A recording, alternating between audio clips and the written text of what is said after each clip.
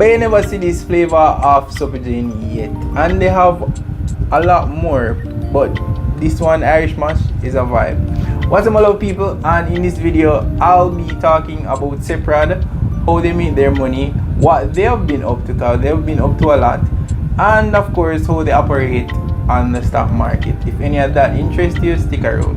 Ensure you like, share, comment, subscribe, tell a friend, tell a friend, and yo, with that said, let's begin.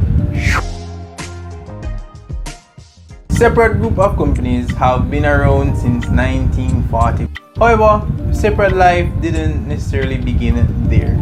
In the 1930s, when there were several independent companies producing soap, edible oil, margarine, and fat, from those 7 companies, 6 of them merged together to form soap edible oil products, which creates SEPROD. In 1985, it was listed on the Jamaica Stock Exchange, where it became a publicly listed company. Since then, SEPROD has grown through the entry of the dairy industry by the acquisition of Surge Island Dairy and Farm, into the snack industry by acquiring assets from Kraft Biscuit Company, and by entering the sugar industry by acquiring Duncanfield Sugar Company, now renamed as Golden Grove. In January 2015, SEPROD signed a deal with Grace to drive their export into the North America. Primarily in the dairy industry, SEPROD initially only produced milk, but eventually they went up the value-added train and started selling whipped cream, yogurts, and many other stuff. In 2008, SEPROD acquired Facey Commodities, which distributes several well-known local international brands in the Jamaica market, which includes Surge, Oreos, Brunswick, Crafts, Eve, as I say, Supplegen as well, Post, Twinings, Ovaltine, Biscuit, Cadbury, Nabisco, Tang, Goya, Chubby, Buster, and Arm & Hammer. And funny enough, Arm & Hammer is literally the only deodorant I use. Like, show you a break. I'm out shred him, you see me? And now fast forward into 2022, it has acquired the A.S. Bryans and Sons Holding Company, which is basically like a large Trinidadian distributor. And surprisingly enough, even though they have just acquired the company probably about 2 months ago, there is information in the media that suggests that it might list, or it will list, before the year ends. So you know we have an upcoming IPO that is possibly around corner. So yeah, and it is slated to be listed in the Jamaican market as well as the Trinidad market, so we can probably keep out the eye for that. As it relates to SEPROD products and services, SEPROD business model is really divided into 3 main categories. You have distribution, you have export, and you have manufacturing. However, those 3 models are then divided into 3 other categories, and some of them might overlap, but the 3 main categories are food and groceries, beverages, and pharmaceuticals. For the beverages, you have companies such as Buster, Altitude, Supplegen, Tang, and a whole lot more. For food and groceries, the list is even longer, but some of the most popular ones are Eve, Chiffon, Kraft, Gold Seal, Miracle, and as I say, a whole barrage of other stuff. And for pharmaceutical, it's really just 7 C's, and what they distribute really is the little tall vitamin tubes of vitamin C's and B's. Yeah. However, as I say, the services that these brands use from SEPROD might vary. They might be one of the 3 categories that I had stated. So it can either be manufacturing, distribution, or export. For distribution services, SEPROD provides an end-to-end distribution service that covers the entire Caribbean and part of the Latin America, North America, and Canada. And you see where the deal with the Grace actually came about and is assisting them currently today. Some of these brands that essentially use their distribution services are Chubby, Planters Peanut, Eve, Brunswick. I really just know Brunswick to that, but I know Brunswick do other stuff. So it's just for me eat some kind of know that one. Wait, so Brunswick, Craft, Turbo, Buster, Seven Seas, Tang, and just a lot more. As it relates to export now, SEPROD exports to several countries across the Caribbean and North America. And as they aim to accelerate their growth, they aim to reach more customers in the North America, Europe, and Central American market. A few other products that they actually export are products such as Gold Seal, Surge, Betty, and among others. And as it relates to the manufacturing aspect of the company now, SEPROD factories are specialized to create a large number of products across a wide segment. And as it relates to manufacturing, these are then now divided into 4 other main categories. So you have biscuit and snacks, grains and cereals, milk and juice, and oil and fat. I know some of these products that they manufacture are products such as Cool Fruit, Chiffon, Delight, Supplegen, Betty, Miracle, Biscuit, as in the brand Biscuit, among others. And you can see like how Chiffon and Supplegen literally use all of them chain. So that's all I'm saying. And this is kind of ironic, but just a little cherry on top. SEPROD actually won the Prime Minister's Award for Top Exporter for the year. And it's funny because Grace is actually helping them. So I wonder which position Grace is at, you know? But that's really their products and services in a nutshell. So what do they do? As I said, they've been doing a lot, and one area that they actually strive in is in their foundation and their different scholarship programs. And bear with me, it's a lot, but I'm gonna try to break it down. So their foundation, as in SEPROD Foundation, essentially covers 3 main aspects. And don't necessarily quote them on this, is just me so that it could be easier understood. So you have education, you have entertainment, and you also have just general public well-being. So for education, they have the Freedom Skate Park. I don't know if you guys or anybody saw that in this year in the news, where there was somebody that was like, you know, trying to teach persons how to skate and so on and so forth. Yeah, but dive into it a bit more. So this came in the news like sometime last year, but as I said, don't quote me on it. But basically it's a skate park that teaches persons how to skate, and the persons that are really in it is predominantly kids or like teens, because there's also another aspect of it, which is the homework program that SEPROD helps to facilitate. So they facilitate the maintenance of the place, ensure that anything that the persons that are actually doing the program need, they can get, and so on and so forth. Now they have the scholarships, which are the Dr. Richard Jones Scholarship Program, and it's really just a program that provides scholarship for the top 5 outstanding scholars of the College of Agricultural Science and Education, and of course, you know, celebrating the life that Mr. Jones, you know, helped to essentially make SEPROD what it is today.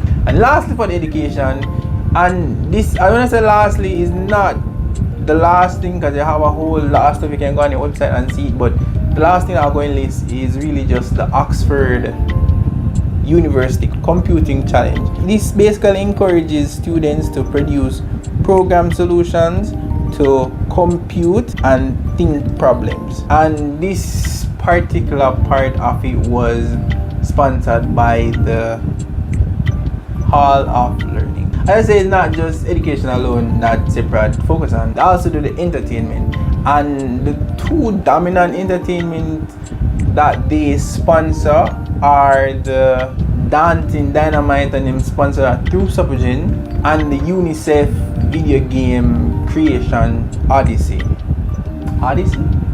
Yeah. So basically just them sponsor a program where it helps persons that are interested in creating games and those stuff to be able to actually do it. And as it relates to the general public now, they have the RISE program, which essentially is reaching individuals through skill and education. And then you have the Oreo More Fun, More Flavor promotion that was going on. And then you had the Tang Double Winnings promotion.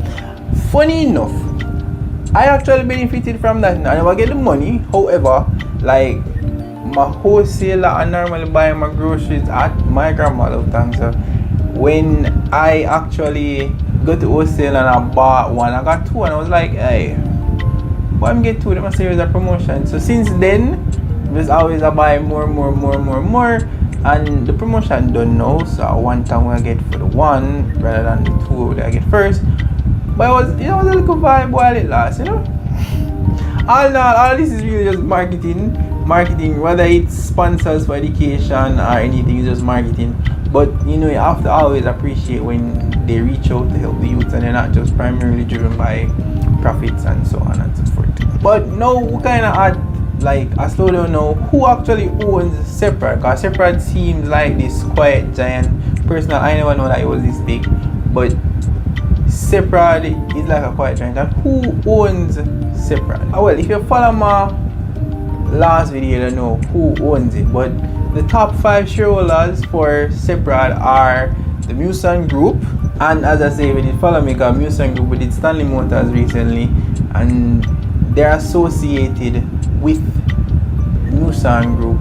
Funny enough, some of the directors of Musan Group and Stanley Motors is also directors of SEPROD. But recent finance has actually share that.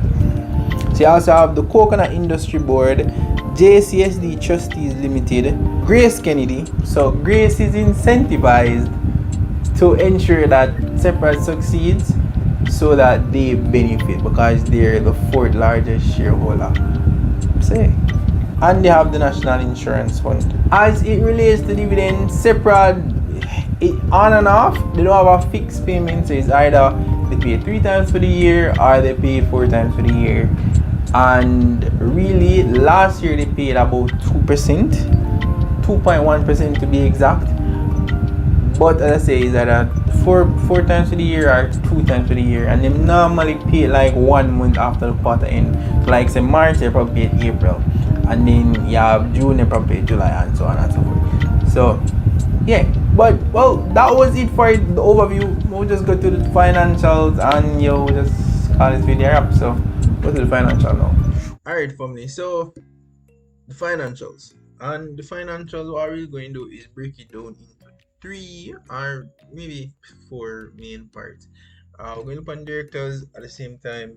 We're going to look at the yearly financials and the quarterly, and then the relative valuation as well. That might surprise you, by the way. Anyways, so we'll jump in.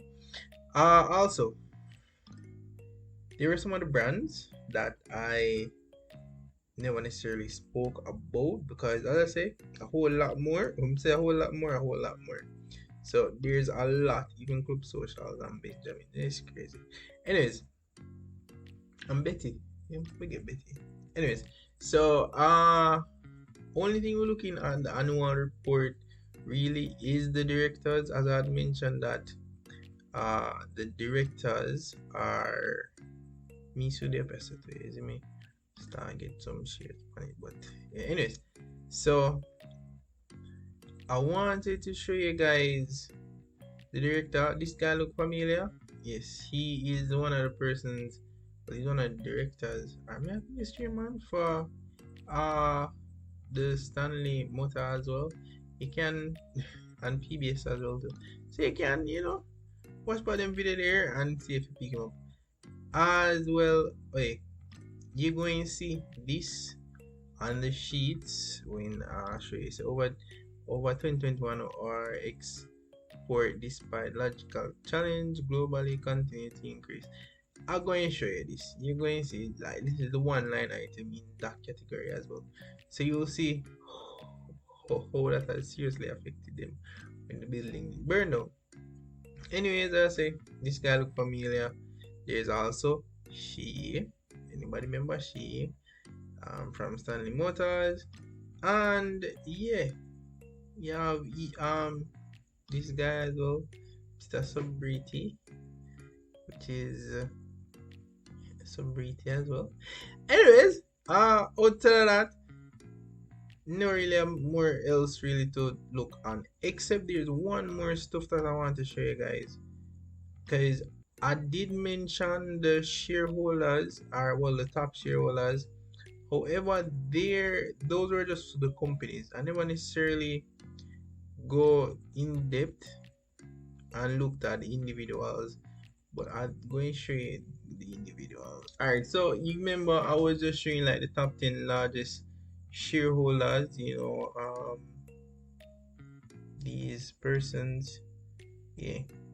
um I also wanted to show you guys this part as well, which is like the directors along with their connecting parties. Connecting parties can either mean them have like relatives holding it for them, or it maybe be in a company, which is their account. So yeah, and you can see he they have a lot. They have a lot as well. Some of them even have more than Musan Group, Milani as well. Milani. So yeah, they actually have a lot.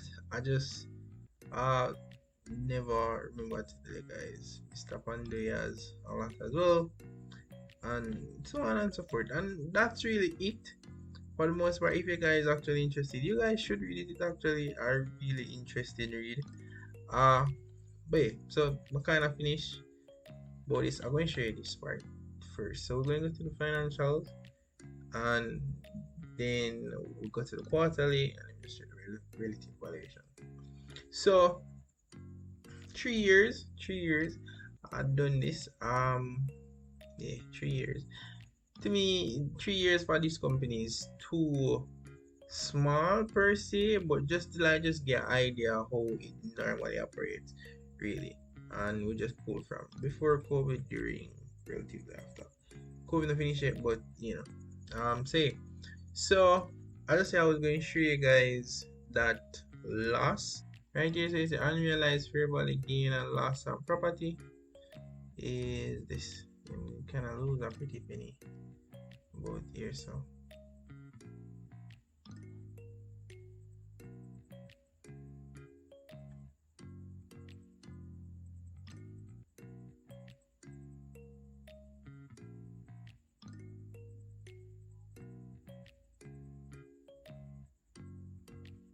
Yeah, lads, I think them supposed to have them insurance still for cover that. So them supposed to good, but it affect how they operate it for the most part. Everything else is relatively normal outside. Alright, so before we go to DuPont, I had forgotten that Anna had actually still do these stuff. But like, because I learned credit analysis and lending, so I normally just pull up a few ratios and kind of try like explain how the company structure is. And really have four ratios. So you have liquidity, you have efficiency, profitability, and leverage. Let's going very lightly go over them. So basically, current ratio is, let me just show you this. Current ratio is really just assets minus liabilities. You see me? Typically, ratio of like 1 is good, means say you can cover it, but the more you have, the better. So 1.1, 1.2, etc., etc., etc. Especially for companies of this size, like 1.5 is good. Is, I mean, quick creation now is just asset, but you take out the inventory out of it, and then you're good, and they're still relatively um them still close enough, basically, because when you take out them inventory, especially for 2020, me not take two Supergen, me not buy two Supergen, so I think them they that sell off even if it's fire sale and so on and so forth. Efficiency ratio just really means how well they get are collecting back your money after you sell out your goods them.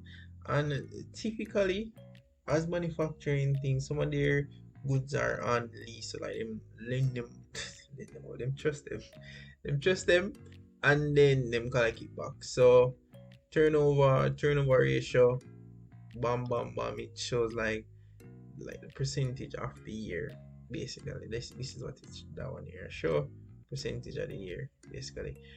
And then this now actually shows it in the actual days. So much days?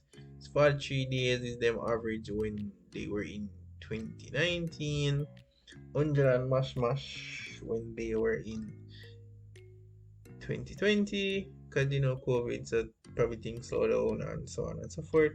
So them probably like offer more lenience to persons rather than write it off as bad later, but just give them more time to pay it off, because every now and then places shut down and so on and so forth. In 2021 now, kind of speed up, you can say, and more than likely by the time 2022 ends, things relatively pick up back anyways. I'm gonna get short period and probably go back down to this. Say gross profit. There's one thing also, when you see like some companies that have some massive like ratios in this area profitability, manufacturing industry tend to have small margins.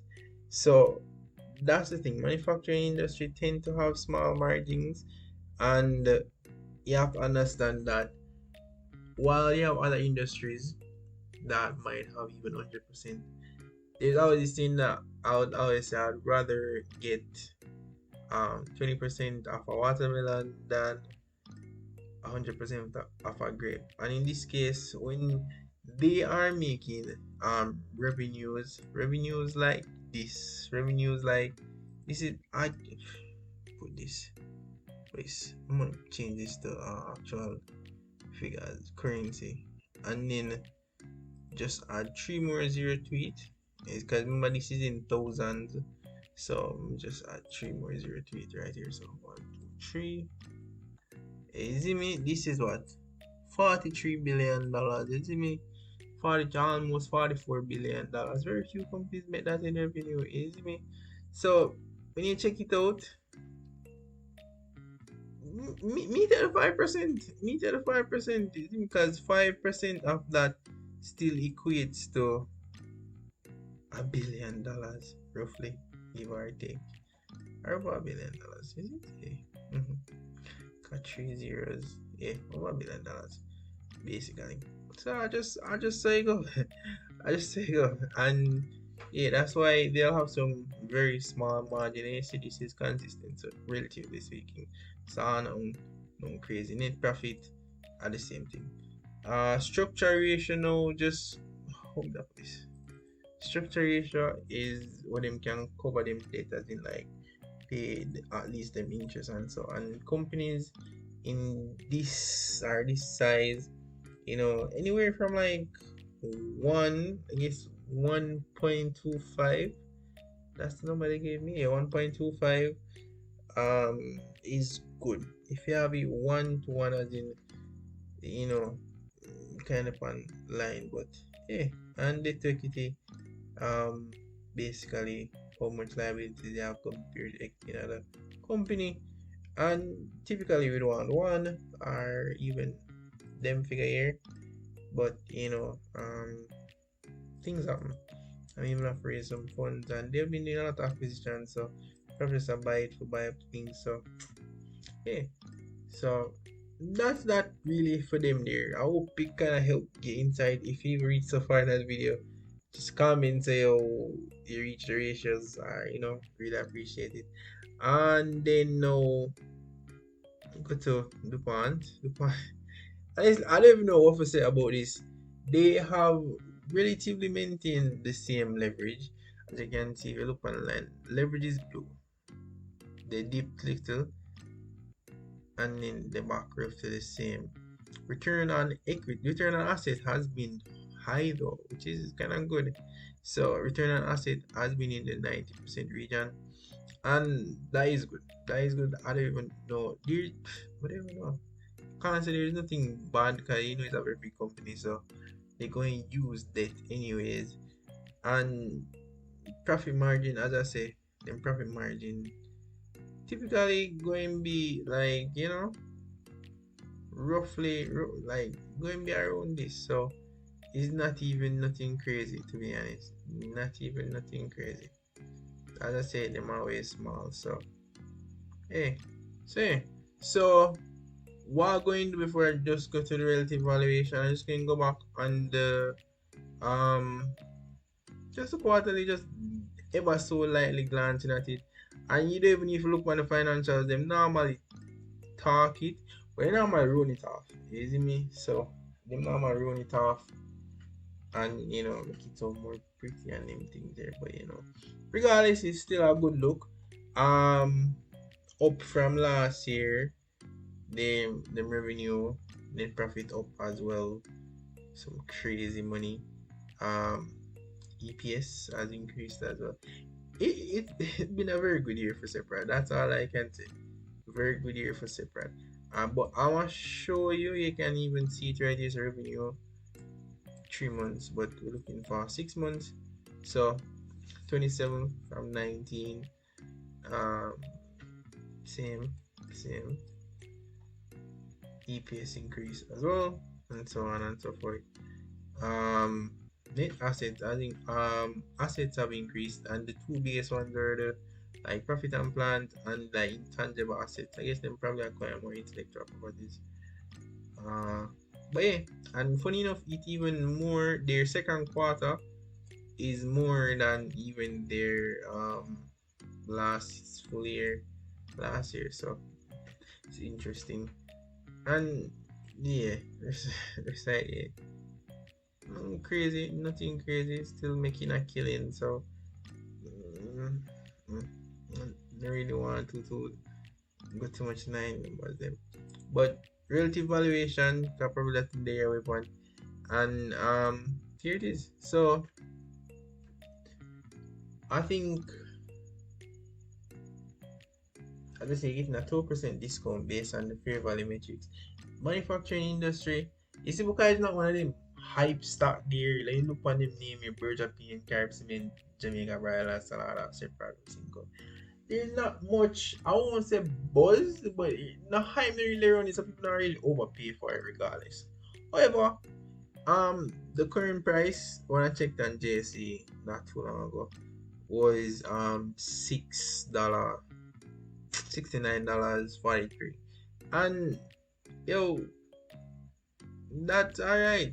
That's alright. Them fair value for the average is 78.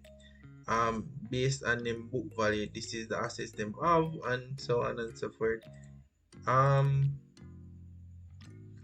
it's $104. And funny, I feel like you can probably reach this after that, especially if them go to the IPO and then they might have the allocation and so on. These are just speculations, but regardless, what to say. And fair value 52 based on their earnings, them trailing EPS. So yeah, I have a 12.98% discount. And hey folks, that is it. Hope you like, share, comment, subscribe, tell a friend, and catch you guys in the next one. I think the next video I'm going to drop going to be the book report for the UE person, so it might just completely off from finance and so on and so forth. But of course, I'll help the youths because the youths are my me. So, love you guys as always. Just remember to drink your water and mind the business, you see me? So, catch you in the next one. Peace.